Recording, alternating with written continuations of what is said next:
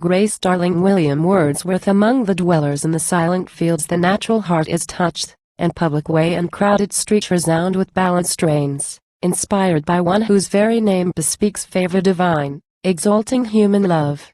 Whom, since her birth on bleak Northumbria's coast, known unto few but prized as far as known, a single act endears to high and low through the whole land to manhood, moved in spite of the world's freezing cares, to generous youth, to infancy, that lisps her praise to age whose eye reflects it, glistening through a tear of tremulous admiration.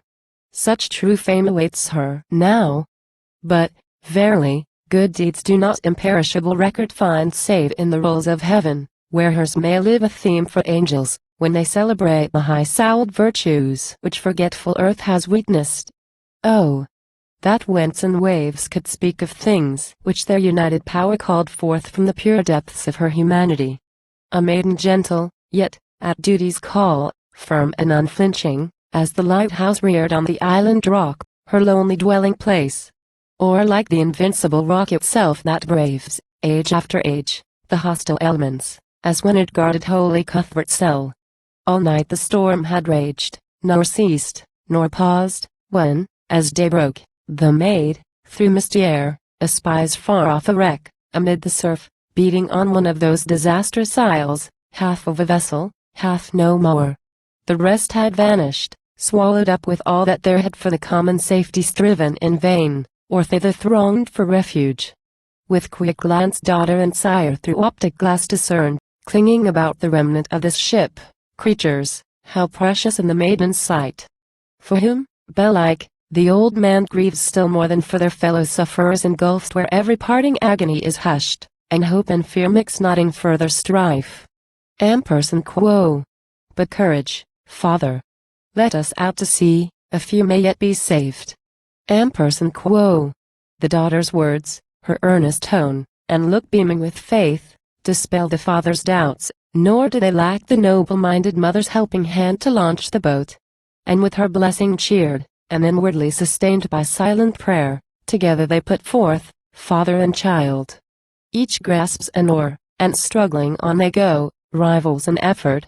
And, alike intent here to elude and there surmount, they watch the billows lengthening, mutually crossed and shattered, and regathering their might.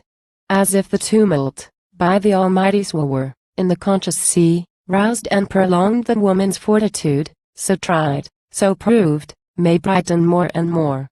True to the mark, they stem the current of that perilous scourge, their arms still strengthening with the strengthening heart, though danger, as the wreck is neared, becomes more imminent.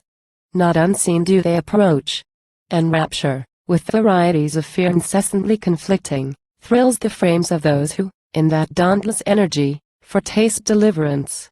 But the least perturbed can scarcely trust his eyes, when he perceives that of the pair, tossed on the waves to bring hope to the hopeless, to the dying, life, one is a woman, a poor earthly sister, or, be the visitant other than she seems, a guardian spirit sent from pitying heaven, in woman's shape.